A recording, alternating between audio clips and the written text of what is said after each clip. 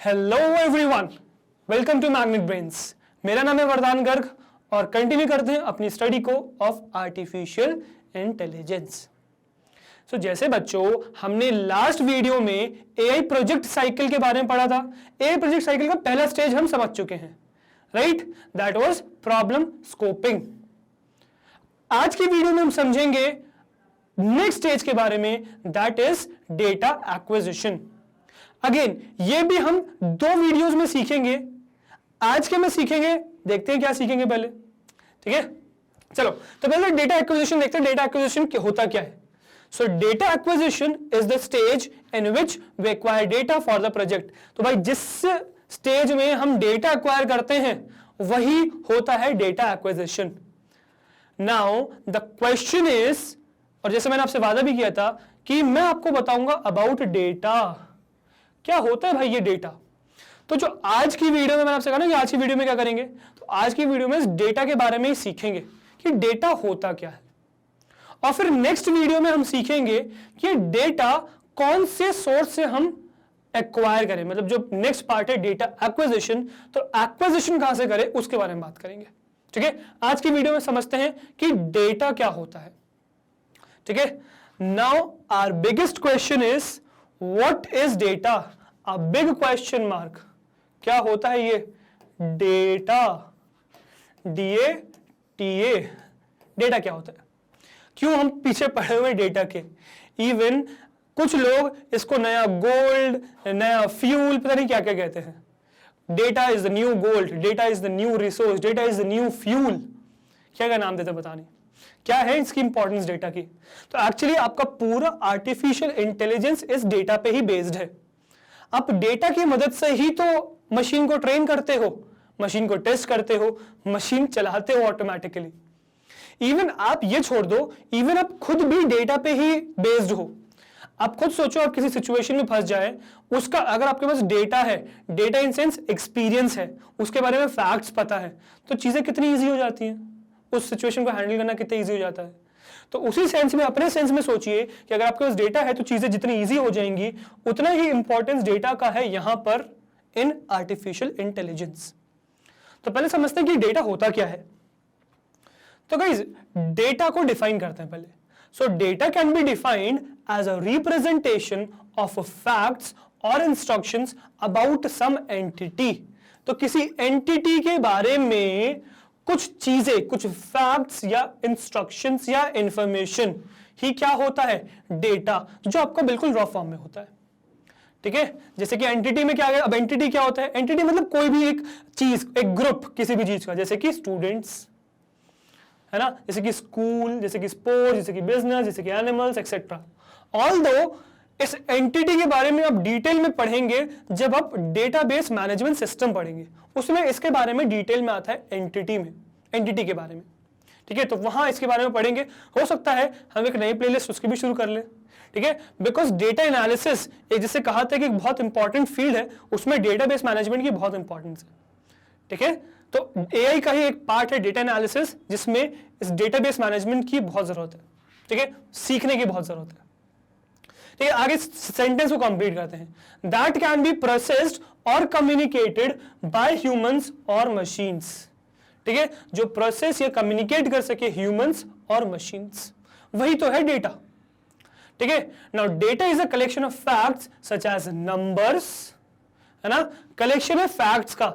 किस फैक्ट्स का? जैसे कि numbers, words, pictures, audio clips, videos, maps, measurements, observations और even just descriptions of things।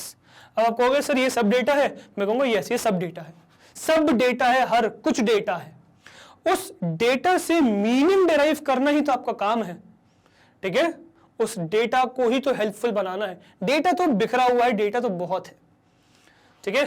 Now data may be represented with the help of characters such as alphabets.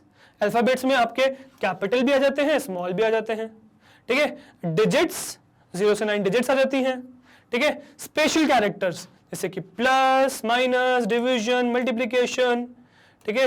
ये less than, greater than sign आ गया, और equals to और etcetera, बहुत symbols हैं ऐसे। Special characters बहुत है अपने पास।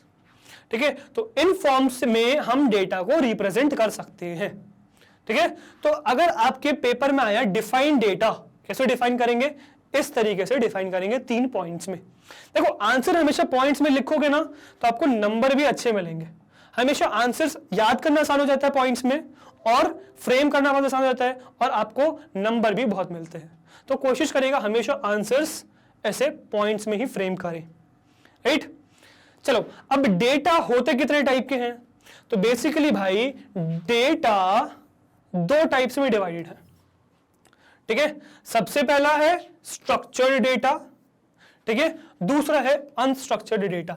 अब ये वर्ड आपको हो सकता है सुनने को मिले, तो आपको मतलब पता होना चाहिए, हो सकता है आपको ये डिफाइन करने के लिए भी आ जाए। डिफाइन करिए, what do you mean by structured data, what do you understand by structured data, या what do you understand by unstructured data, ये आपके में हो सकता है क्वेश्चन आ जाए। ठीक है, तो आपको पता होना चाहिए कि इसको कैसे डिफाइन करते हैं, कैसे लिखते हैं अपने इसके बारे में। ठीक है, तो एक-एक करके समझते हैं। स्ट्रक्चर्ड डेटा, ठीक है, now what is structured data? Structured data is categorised as quantitative data. ठीक है, ये किस टाइप का डेटा है? ये क्वांटिटेटिव डेटा है। It's the type of data most of us work with every day. हम लोग रोज इसी डेटा से काम करते हैं। ठीक है, structured data has pre defined data types and formats so that it fits well in the columns या फील्ड्स ऑफ डेटाबेस और स्प्रेडशीट। तो स्ट्रक्चर्ड डेटा वो डेटा है जो बहुत आसानी से किसी भी फॉर्मेट में फिट हो जाए, मतलब किसी भी फॉर्मेट में, सॉरी मैंने गलत बोल दिया। डेटा स्ट्रक्चर्ड डेटा ऐसा है जिसका प्री डिफाइंड डेटा टाइप्स और फॉर्मेट्स होते हैं। डेटा टाइप्स के बारे में हम डिटेल में पढ़ेंगे जब प्रोग्रामिंग देखेंगे। अभी फिलहाल डेटा टाइप समझ लीजिए, जैसे कि नंबर्स है ना, फिक्स है कि ये डेटा नंबर ही होगा। जैसे कि एज नंबर में ही होगी ना। अब ये नहीं लिखोगे ना एज है मेरी एज है हमारी AB, ऐसे नहीं लिखोगे ना, एज नंबर्स में लिखोगे, और उस एज की भी फॉर्मेट स्पेसिफाइड है। या सपोज एज छोड़ो, डेट ऑफ बर्थ आ जाए, डेट ऑफ बर्थ लिखना है। डेट ऑफ बर्थ क्या है? स्ट्रक्चर्ड डेटा है। कैसे? क्योंकि उसका एक फिक्स्ड फॉर्मेट है ना, DDMMYY या कुछ भी एक पर्टिकुलर फॉर्मेट, MMDDYY जो भी आप लिखना चाहो, है ना, पर फिक्स है फॉर्मेट, राइट। तो वो सब डेटा किसके अंदर आ जाते हैं? स्ट्रक्चर्ड डेटा के अंदर आ जाते हैं। क्यों कह रहे हैं अपन स्ट्रक्चर्ड डेटा, या क्या है इसका काम? अब ये जो स्ट्रक्चर्ड डेटा है ये बहुत आसानी से कॉलम्स और फील्ड्स के फॉर्म में डेटाबेस या स्प्रेडशीट में आ जाते हैं। तो गाइस जो भी डेटा आप स्प्रेडशीट में देखते हो, एक्सेल में देखते हो, एक्सेल में ऐसे टेबल के फॉर्म में डेटा होता है, राइट। कुछ रोज होती हैं, कुछ कॉलम्स होते हैं, राइट। अब इसमें सपोज आपने नेम डाल दिया है ना, पहला नेम डाल दिया कॉलम, फिर आपने क्या डाल दिया, फिर आपने एज डाल दी, ठीक है, फिर आपने क्या डाल दिया, फिर आपने सपोज आपका क्या डाल दो, क्लास डाल दो, चलो है ना, क्लास डाल दी, ठीक है। अब देखो नेम एक फिक्स डेटा टाइप है ना, कि अल्फाबेट्स ही होंगे उसमें, और फिक्स साइज भी स्पेसिफाई कर सकते हो। यहां पे इसको डाल सकते हो ना आप चीजों को, एज डाल सकते हो, क्लास डाल सकते हो। तो ये जो डेटा है जो एक्सेल के फॉर्म में देते हो आप, है ना, डेटाबेस के फॉर्म में देते हो, स्प्रेडशीट के फॉर्म में देते हो, ये डेटा क्या है? ये आपका स्ट्रक्चर्ड डेटा है। They are highly organised and easily analysed. बहुत इंपॉर्टेंट पॉइंट, ये बहुत ज्यादा ऑर्गेनाइज होते हैं, देखो पूरा ऑर्गेनाइज्ड है ना, और इजीली एनालाइज होते हैं। अभी मैं आपको बताऊंगा कैसे ये ऑर्गेनाइज्ड और एनालाइज्ड रहते हैं, है ना, एक एग्जांपल की मदद से आगे आने वाले, ठीक है। नाउ तो ये हो गया भाई आपका डेटा का फोर्थ पॉइंट, है ना, स्ट्रक्चर्ड डेटा का। फिफ्थ पॉइंट पे चले तो the data is structured in accurately defined fields. तो जो डेटा होता है स्ट्रक्चर्ड डेटा, वो क्या होता है? स्ट्रक्चर्ड होता है एक्यूरेटली इन डिफाइंड फील्ड। जो भी फील्ड है उसी में वो डेटा आपको पाया जाएगा। मतलब नेम यहीं रखोगे, नेम यहां नहीं रख दोगे, या एज को यहां फिल नहीं कर दोगे। जिस फील्ड में जिस भी एरिया उसको अलोकेट किया गया है वहीं पे उस डेटा को रखा जाएगा। इसीलिए हाईली ऑर्गेनाइज्ड है, इजीली एनालाइज्ड, ठीक है। Now, the data is stored in relational databases or spreadsheets like Excel. तो रिलेशनल डेटाबेसेस में इसको स्टोर किया जाता है।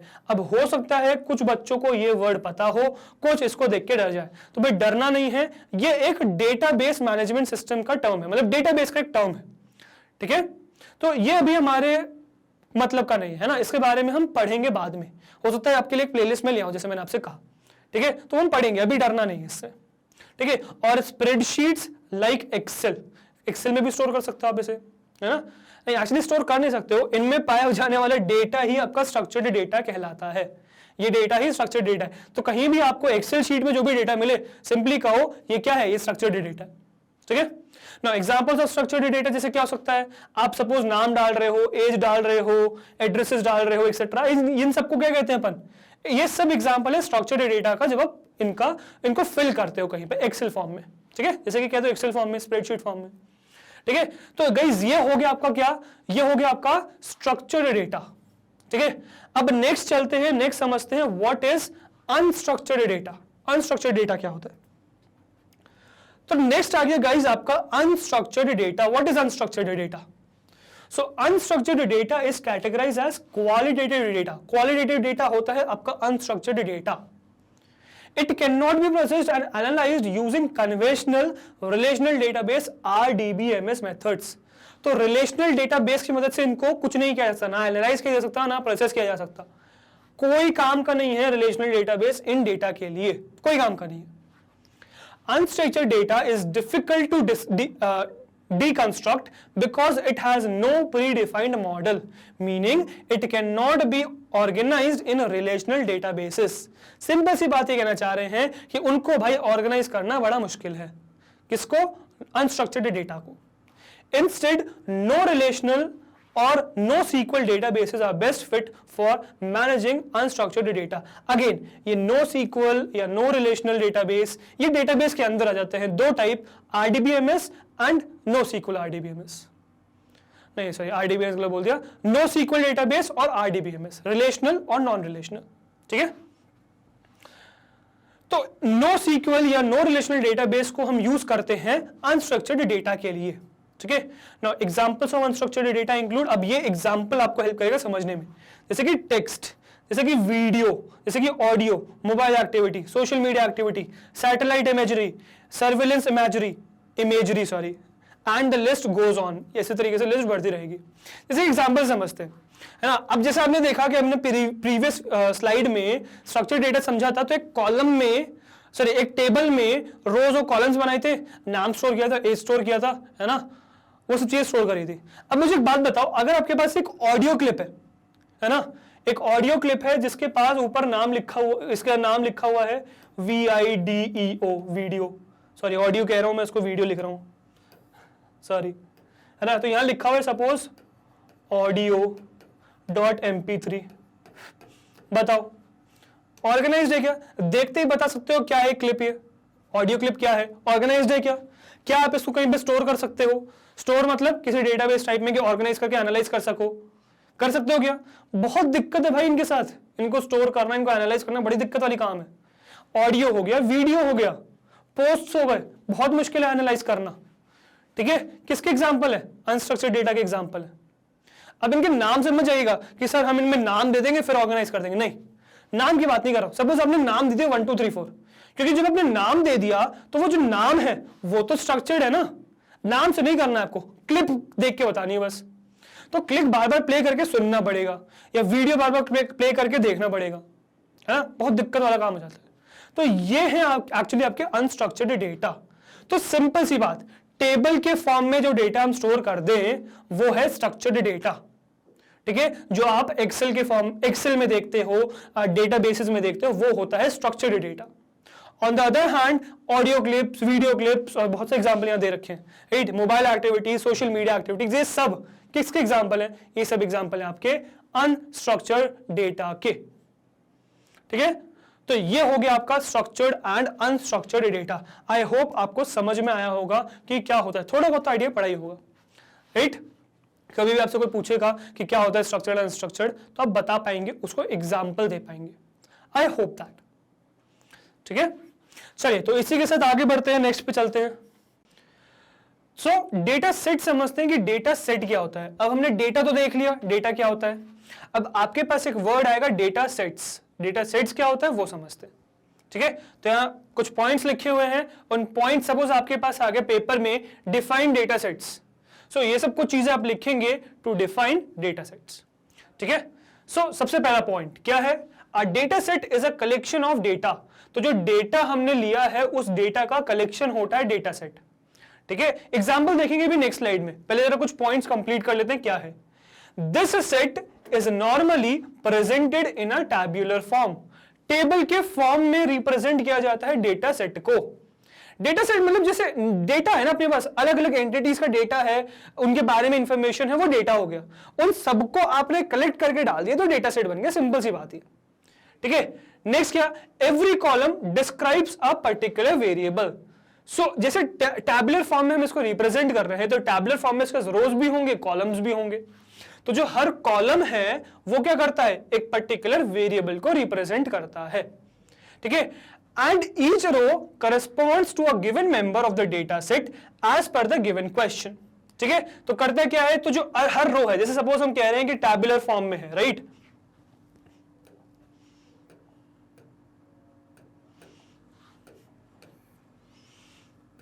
ठीक है, तो हमारे पास क्या है डेटा, टैबुलर फॉर्म में, राइट, इस तरीके से कुछ रोज हैं, राइट, दीज आर रोज, और ये कुछ कॉलम्स है अपने पास, ठीक है, दीज आर कॉलम्स, राइट। सो हम क्या कह रहे हैं कि जो एवरी कॉलम है, जो हर कॉलम है, वो क्या कर रहा है, एक वेरिएबल को रिप्रेजेंट कर रहा है, and each row corresponds to a given member of data set. तो डेटा सेट के हर रो एक डेटा सेट के मेंबर को रिप्रेजेंट कर रहा है as per the given question, जो भी आप प्रॉब्लम या क्वेश्चन को सॉल्व कर रहे हो उस हिसाब से, है ना। This is a part of data management, इस डेटा मैनेजमेंट का एक पार्ट है ये पूरा डेटा सेट या नंबर ऑफ रोज। ठीक है, नाउ नेक्स्ट पॉइंट क्या है आपका, next point is data sets describe values for each variable for unknown quantities such as height, weight, temperature, volume, etc. of an object or values of random numbers. The values in this set are known as datum. तो जो data set है वो क्या करता है, हर variable की unknown quantities के बारे में बताता है, जैसे कि height, weight, temperature, volume etcetera, किसी भी ऑब्जेक्ट के बारे में। ठीक है, और इस सबको हम कहते क्या है, इस सबको हम कहते हैं डेटम। ठीक है, डेटम। नाउ नेक्स्ट पॉइंट क्या है, the data set consist of data of one और more members corresponding to each row. तो जो डेटा सेट है वो क्या कंसिस्ट करता है, वो कंसिस्ट करता है एक या एक से ज्यादा मेंबर्स जो हर रो को करस्पॉन्ड करते हैं। अब ये हो गए कुछ पॉइंट्स, सपोज आपके पास आ गए इसको लिखने के लिए, तो इस तरीके से आप डिफाइन करेंगे इन पॉइंट्स को। ठीक है, बट समझने के लिए समझते हैं कि होता क्या है एक्चुअली में डेटा सेट। ठीक है, तो नेक्स्ट स्लाइड में देखते हैं। ठीक है, तो अब ये है आपका एक्चुअली में डेटा सेट। तो जैसे कि अगर आप देख पा रहे हो तो ये क्या है एक्चुअली में, ये कुछ टेबल है जिसमें कुछ कॉलम्स है, कुछ रोज है, राइट। कॉलम्स में अगर आप देखो तो कॉलम्स में क्या क्या है, नेम ऑफ स्टूडेंट्स है, ठीक है, नेक्स्ट है अटेंडेंस इन परसेंटेज, ठीक है, नेक्स्ट है जेंडर, उसके बाद है पार्टिसिपेशन इन स्पोर्ट्स, नेक्स्ट है total marks obtained in percentage. ये कुछ कॉलम्स है ना, और फिर क्या है, फिर रोज है representing each and every child. अब देखो डेटा क्या होता है, इसमें डेटा समझते हैं, डेटा और डेटा सेट को समझते हैं क्या है। डेटा क्या होता है, एक पर्टिकुलर एंटिटी, जैसे कि एक स्टूडेंट एक एंटिटी है, इस पर्टिकुलर स्टूडेंट के बारे में डिटेल्स, जैसे कि इसकी अटेंडेंस क्या थी, है ना, इसका जेंडर क्या है, पार्टिसिपेशन इन स्पोर्ट्स है कि नहीं है, और टोटल मार्क्स कितने हैं। ये क्या है, एक स्टूडेंट के बारे में इंफॉर्मेशन, एक एंटिटी के बारे में इंफॉर्मेशन है। तो ये होता है आपका data about a particular student, right. अब इन स्टूडेंट्स के डेटा को आपने कर दिया क्लब, तो ये क्या बन गया, डेटा सेट बन गया। ठीक है, अब बेसिकली इस टेबल में हम करना क्या चाह रहे हैं, इस टेबल में हम चाह रहे हैं कि एक पर्टिकुलर स्टूडेंट के मार्क्स को हम देख सकें on the basis of their attendance, gender and participation in sports. So इन कुछ चीजों पे बेस्ड हम एक बच्चे के बारे में बता सकें कि उसके मार्क्स कितने आएंगे। ठीक है, अब गाइस इसी टेबल की मदद से हम कुछ 3 क्वांटिटीज के बारे में और सीखेंगे। क्या क्या है वो, सबसे पहला है ट्रेनिंग डेटा। ठीक है, ट्रेनिंग डेटा क्या होता है, या ट्रेनिंग डेटा सेट क्या होता है। डेटा सेट कहना चाहिए, डेटा नहीं होता है, ये डेटा सेट होता है, डेटा का कलेक्शन होता है ट्रेनिंग डेटा सेट। नेक्स्ट फिर टेस्ट डेटा सेट, नेक्स्ट हो गया टेस्ट डेटा सेट, और इसके बाद क्या आते हैं, इसके बाद आते हैं फीचर्स। डेटा फीचर्स कह सकते हो आप, फीचर्स कह सकते हो, ठीक है, शॉर्ट फॉर्म में फीचर्स यूज करते हैं। तो इन तीन चीजों के बारे में हमें देखना है क्या है, इस टेबल की वजह से समझेंगे और फिर डेफिनेशन के ऊपर चलेंगे, ठीक है। सो क्या होता है training data set? So guys किसी भी मशीन को अगर आपको ट्रेन करना है, ठीक है, तो कुछ उसको फैक्ट्स पहले से आपको बताने पड़ेंगे, ठीक है। तो जो फैक्ट्स आप बताते हो, कुछ डेटा फीड करते हो मशीन को, वही होता है आपका ट्रेनिंग डेटा। अब क्या ट्रेनिंग डेटा कुछ अलग से आता है? नहीं नहीं, कुछ अलग से नहीं आता है। जो आपके पास नॉर्मली डेटा कलेक्टेड है उसमें से कुछ पार्ट, एक्चुअली मैक्सिमम पार्ट आप ट्रेनिंग के लिए दे देते हो। सपोज जैसे कि यहां पे देखो कितने रोज हैं, 1 2 3 4 5 6 7 8 9 10 रोज हैं। अब 10 में से हम क्या करेंगे, जो 8 रोज हैं वो हम दे देंगे ट्रेनिंग के लिए, ठीक है। तो ये जो आपके 8 रोज हैं, ये जो 8 रोज हैं यहां से, ये क्या हो जाएंगे आपके, ये ट्रेनिंग डेटा सेट बन जाएगा। ये क्या बन जाएगा, ट्रेनिंग डेटा सेट बन जाएगा ये, ठीक है। इनिशियल क्या, 8 रोज ट्रेनिंग डेटा सेट बन गए, और ये जो लास्ट के 2 रोज हैं वो आपने छोड़ दिया टेस्ट के लिए, ठीक है। तो ये आपका बन गया टेस्ट डेटा सेट, ठीक है। मतलब करना क्या चाह रहे हैं, तो ये अपन यहां पे एक काम करते हैं, इसको रेक्टेंगल कर देते हैं ताकि आपको समझ में आए, ठीक है। ये हो गया आपका टेस्ट। तो हम बेसिकली चाह क्या रहे हैं, हमारे पास बहुत सारा डेटा सेट है, राइट। उसमें से कुछ पर्टिकुलर नंबर ऑफ रोज हमने ट्रेनिंग के लिए दे दिया कि इस डेटा को यूज करके, इस डेटा सेट को यूज करके आप मशीन को कर लो ट्रेन, ठीक है। तो इतना हमने डेटा सेट दे दिया ट्रेनिंग के लिए, है ना। और कुछ डेटा सेट हमने हिडन रखा मशीन से, मशीन को अभी नहीं दिखाया हमने, है ना। तो मशीन से हमने इसको छुपा के रखा, और हम ये चाह रहे हैं कि मशीन इसको देख के सीख जाए कि अगर मैं किसी भी मशीन को नाम दूं, अटेंडेंस दूं, जेंडर दूं, पार्टिसिपेशन दूं, तो वो मुझे नंबर ऑफ मतलब मार्क्स ऑब्टेन बता दे, कितने मार्क्स इसके आ सकते हैं, है ना। वो इस डेटा के बेसिस पे वो सीख जाए, और जब मैं उसको कोई भी नया डेटा दूंगा इस फॉर्म में, मतलब उसको नाम दिया मैंने, है ना, अटेंडेंस दी, जेंडर दिया, पार्टिसिपेशन दिया, तो वो मुझे मार्क्स बता दे, है ना। और फिर जो भी मार्क्स मेरे पास आएगा उसको मैं देखूंगा कि कितना एक्यूरेट है।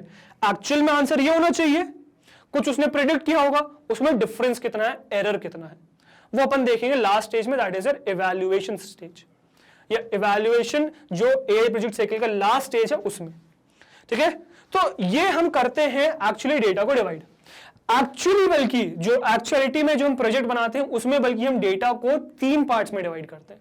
वो और एक्यूरेसी के लिए हो जाता है, और चीजों को अच्छा करने के लिए हो जाता है, जिसमें हम डेटा को ट्रेनिंग, वैलिडेशन और टेस्ट में डिवाइड करते हैं, ठीक है। वो अभी लेटेस्ट आइडिया आया है इन 3 पार्ट्स में डिवाइड करने का। पहले से जो चला आ रहा है वो है ट्रेनिंग और टेस्ट में डिवाइड करना। तो वो जब हम कोई प्रोजेक्ट करेंगे तब मैं आपको समझाऊंगा कि किस समय क्या बेटर है, क्या हमें डेटा को ट्रेनिंग, वैलिडेशन और टेस्ट में स्प्लिट करना चाहिए या ट्रेनिंग और टेस्ट में स्प्लिट करना चाहिए। वो बहुत हद तक डेटा के साइज पर भी डिपेंड कर जाता है कि आपके पास डेटा है कितना। बहुत ज्यादा है तब मजे में करिए, 3 पार्ट्स में स्प्लिट, नहीं है ज्यादा फिर क्या करें। तो उसके बारे में जब प्रोजेक्ट करेंगे तब समझेंगे। फिलहाल आपके सिलेबस में सिर्फ यही दोनों हैं, ट्रेनिंग और टेस्ट, फिलहाल आप ये समझिए, ठीक है।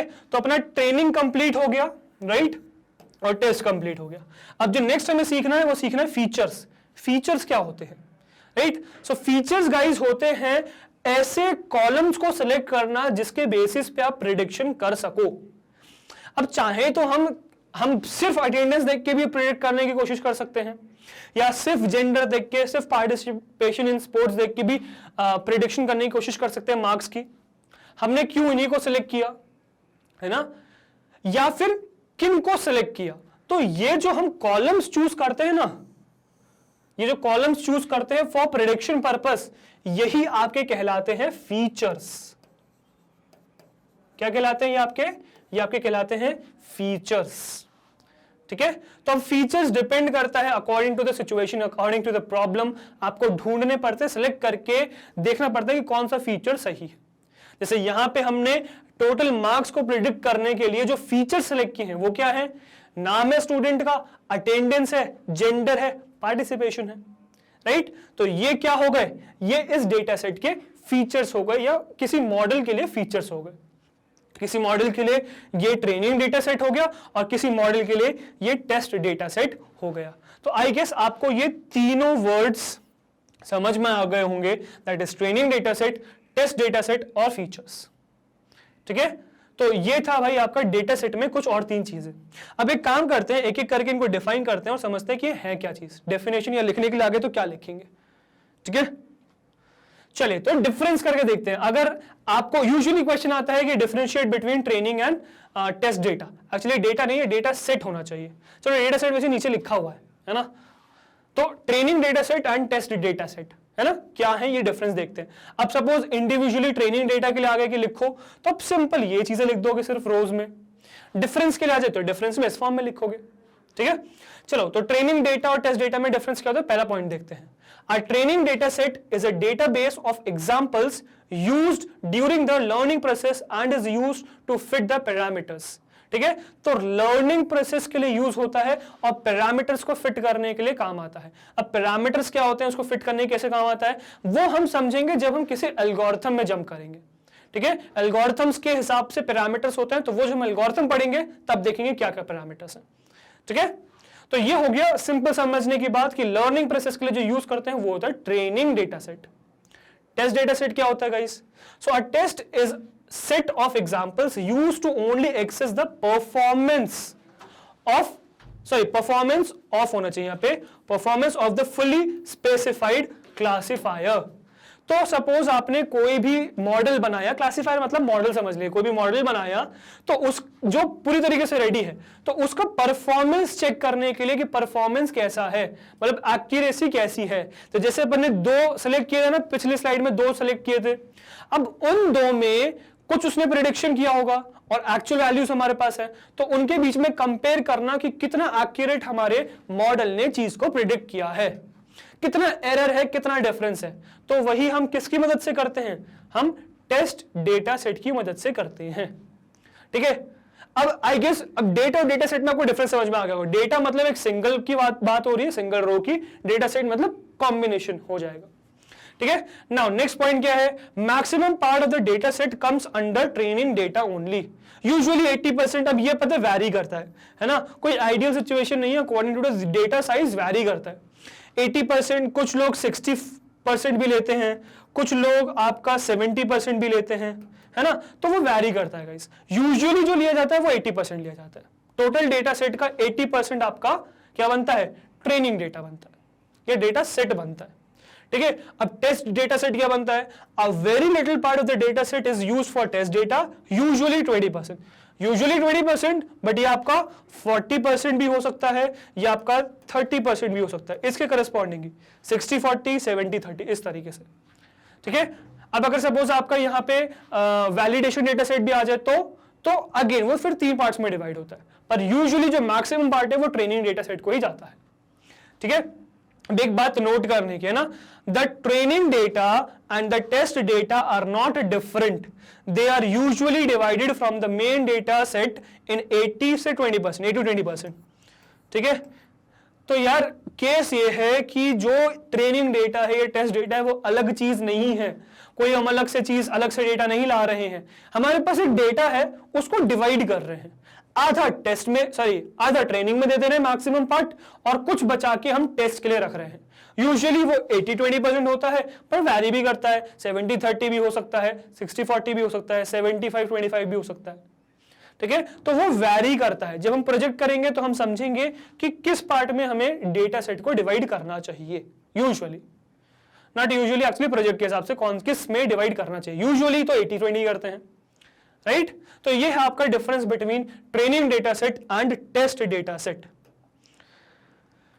नेक्स्ट अगर चले तो ये है आपका डेटा फीचर्स। तो डेटा फीचर जैसे अपन ने पढ़े थे फीचर्स, वही है ना। तो क्या होता है data features, a measurable piece of data that can be used for analysis. ठीक है, तो जो अपन ने ऊपर किया था ना मेजरेबल पीस, है ना, फॉर एनालिसिस पर्पस, वो होता है आपका data features. In CSV and Excel files they could be seen as columns. तो जो CSV मतलब comma separated values, right, Excel files. अब एक्सेल फाइल्स स्प्रेडशीट जो देखते हो ना, वही चीज की बात कर रहे हैं, उसमें कॉलम्स के फॉर्म में देखने को मिलता है हमें, राइट, ये तो हमने देखा है ना, कॉलम्स के फॉर्म में देखने को मिलता है। Features are also sometimes referred to as variables या एट्रीब्यूट्स। अब कभी कभार इन फीचर्स को, ये जो फीचर वर्ड है, ये आपको देखने को मिलेगा इन फॉर्म ऑफ वेरिएबल्स या एट्रीब्यूट्स, मतलब इस नाम से भी देखने को मिलेंगे आपको फीचर्स। फीचर्स को नाम वेरिएबल्स या एट्रीब्यूट्स भी दे सकते हैं, ठीक है, इस नाम से भी आपको फीचर्स देखने को मिल सकते हैं। Depending on what we are trying to analyze, the features we include in our data set can vary widely. तो यार यही बात मैं बार बार कह रहा हूं कि जब हम एनालाइज कर रहे हैं उस समय हमें पता चलेगा कि किस टाइप का फीचर्स हमें जरूरत है पर्टिकुलर डेटा सेट से। अब हमारे पास बहुत सारे कॉलम्स हैं, है ना, बहुत सारे फीचर्स हैं, उस फीचर्स में से कौन से फीचर्स मेरे लिए परफेक्ट हैं उस प्रिडिक्शन के लिए या किन का रिलेशन है, इस सब को डिटरमाइन करना ही तो काम है। तो हम इसमें वही करते हैं, बल्कि इसमें नहीं, हम नेक्स्ट अभी डेटा एक्सप्लोरेशन जो देखेंगे उसमें सीखेंगे कि कैसे हम फीचर्स को सिलेक्ट करेंगे, किसको सिलेक्ट कर, मतलब किसका रिलेवेंस है, किसको हमें सिलेक्ट करना चाहिए, तो वो हम सीखेंगे, ठीक है। तो वो थोड़ा बहुत हम डेटा एक्सप्लोरेशन में भी वो काम करते हैं, थोड़ा बहुत हम डेटा फीचर्स में भी करते हैं। अब भी हम आगे नेक्स्ट एक चीज देखने वाले हैं जिसमें हमें समझ में आएगा कि हमारे पास डेटा फीचर्स तो आ गए, उन डेटा फीचर्स में रिलेशन क्या है, ठीक है, तो वो हम देखेंगे अभी नेक्स्ट अपकमिंग वीडियो में। आई गेस अभी आपको ये आइडिया पड़ गया होगा कि डेटा फीचर्स क्या होते हैं और किस लिए यूज होते हैं, किनको कहते हैं हम डेटा फीचर्स, राइट। तो बेसिक जो टर्मिनोलॉजीज हैं वो आपकी क्लियर हो गई होंगी, ठीक है। सो गाइस, ये था हमारा आज का video dedicated to data acquisition, है ना, जिसमें हमने कुछ बेसिक टर्म्स के बारे में बात करी और डेटा के बारे में समझा कि डेटा क्या होता है ना। अब डेटा एक्विजिशन में कुछ और पार्ट्स भी आते हैं, तो नेक्स्ट वीडियो आपकी कंटिन्यूड रहेगी डेटा एक्विजिशन पर ही, ठीक है, तो बने रहिएगा उस वीडियो में, ठीक है। अच्छा, अगर आप ये सोचते हैं कि यार हम सिर्फ यूट्यूब पे हैं, तो यार ऐसा नहीं है ना, आप हमको magnetbrains.com पे भी ढूंढ सकते हैं। गूगल पे सर्च करिए, टाइप करिए वहां जाके magnetbrains.com, पहली जो वेबसाइट आएगी उस पर क्लिक करिए, आप यहां इस होम पेज पे लैंड कर जाएंगे, ठीक है। अब ये हमारी होम स्क्रीन है ना। अब यहां पे क्लासेस लिस्टेड है, आपको जिस क्लास के हो वो या तो आप उस पे जाओगे या फिर अगर कोई और क्लास भी अगर आप देखना चाहो तो वो भी देख सकते हो, है ना, जो है आप देखना चाहो वो देख सकते हो। अभी तो फिलहाल हम क्लास 9th पे हैं, तो क्लास 9th पे क्लिक करेंगे। क्लास 9th पे आप जैसे क्लिक करोगे तो यहां लैंड कर जाओगे, ठीक है। ये क्लास 9th की पूरे सब्जेक्ट्स का कलेक्शन है, जो जो सब्जेक्ट आप चाहो सारे सब्जेक्ट्स का कलेक्शन यहां पर है। जो भी आप देखना चाहो उस पर क्लिक करो, वॉच नाउ पे। अगर आप यहां आर्टिफिशियल इंटेलिजेंस के लिए आ रहे हो तो यहां तो आर्टिफिशियल इंटेलिजेंस नहीं है, थोड़ा स्क्रॉल डाउन करो, नीचे मिलेगा, ठीक है। थोड़ा नीचे स्क्रॉल डाउन करोगे तो देखो ये रही आर्टिफिशियल इंटेलिजेंस की प्लेलिस्ट, ठीक है। इस पे करिए वॉच नाउ पे क्लिक, वॉच नाउ पे क्लिक करेंगे तो आप इसकी पूरी आर्टिफिशियल इंटेलिजेंस की जो मेरी प्लेलिस्ट है क्लास 9th की उस पे आ जाएंगे, ठीक है। तो ये आ गए भाई हम प्लेलिस्ट पे, है ना, ये आ गए की पूरी प्लेलिस्ट। अब आपको जो भी वीडियो देखना है उस वीडियो पे करिए क्लिक, है ना, वीडियो पे करेंगे क्लिक, वो वीडियो पॉपअप हो जाएगा और एंजॉय करिए वीडियो को। तो जैसे आपने क्लिक किया तो ये आपका वीडियो पॉपअप हो गया। अब जो कुछ भी आप करते हो यूट्यूब पे, जो कुछ भी आपको वीडियो से रिलेटेड फीचर्स मिलते हैं यूट्यूब पे, सब यहां पर है। प्ले पॉज कर सकते हो, आगे पीछे कर सकते हो, वॉल्यूम कंट्रोल कर सकते हो, साइज कह रहा हूं, स्पीड बढ़ा सकते हो वीडियो की, अगर मेरे पेस कम लगे तेज कर सकते हो, तेज लगे कम कर सकते हो, है ना, फुल स्क्रीन कर सकते हो, बहुत सारे ऑप्शंस हैं यहाँ पे, ठीक है। तो जो कुछ भी आप YouTube पे कर सकते हो वो सब आपको यहाँ पे मिलेंगे, बिल्कुल कर सकते हो आप यहाँ पे, ठीक है। अच्छा, इससे मुझे ये भी याद आया कि गाइज अगर आपको मेरी स्पीड स्लो लग रही है तो मुझे कमेंट में बताइए कि आपकी स्पीड सर स्लो है, या अगर तेज लग रही है तो मुझे बताइए कमेंट में कि आपकी स्पीड तेज है, तो आपके हिसाब से ट्यून करके मैं अपनी स्पीड को एडजस्ट करूंगा, ठीक है। तो कमेंट में मुझे बताइएगा ये चीज, ठीक है। तो ये हो गया गाइज आपका वेबसाइट। अब आप पूछेंगे सर वेबसाइट पे क्यों आए, यूट्यूब पे क्यों नहीं, यूट्यूब पे भी तो है आप, यूट्यूब पे भी सही है। देखो केस ये है, यूट्यूब पे डिस्ट्रैक्शन बहुत है ना, आपको यहाँ वेबसाइट पे डिस्ट्रैक्शन नहीं मिलेगा। वेबसाइट पे यहाँ पे मैग्नेट ब्रेन्स का पूरा कंटेंट है, स्टडी कंटेंट है। अगर आप पढ़ना चाहते हैं यहाँ पे आपको सब कुछ मिलेगा। अगर आप ये सोचते हैं कि ये चार्ज है वो चार्ज नहीं होता है, तो गाइस ऐसा कुछ नहीं है। जो कुछ यूट्यूब पे अवेलेबल है सब सेम कंटेंट, सेम वीडियो यहाँ पर भी है ना, और ऐसा नहीं है कि चार्ज है, ये फ्री ऑफ कॉस्ट है। जैसे यूट्यूब फ्री ऑफ कॉस्ट है, ये भी बिल्कुल आपका फ्री ऑफ कॉस्ट है, ठीक है। तो आप यहाँ पे सब कुछ कर सकते हैं, ठीक है। सो गाइस, अगर आपको ये प्लेलिस्ट हमारी आर्टिफिशियल इंटेलिजेंस की पसंद आ रही है तो इसी तरीके से हमारे साथ बने रहिए। क्योंकि हम लाते हैं आपके लिए किंडरगार्टन से क्लास 12 तक हर course free of cost, right. तो इसी तरीके से हमारे साथ आप बने रहिए। मैं आपसे मिलता हूं नेक्स्ट वीडियो में। Till then goodbye, thank you very much.